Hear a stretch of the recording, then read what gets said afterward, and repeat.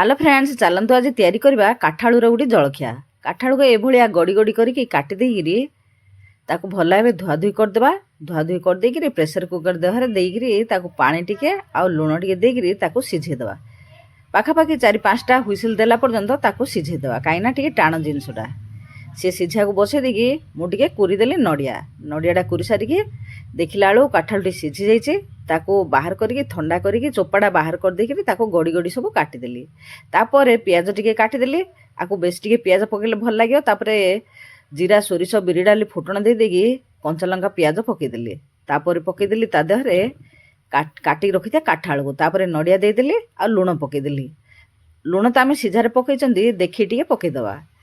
तापर हेगला मोर काठाळुर जलखियाटी।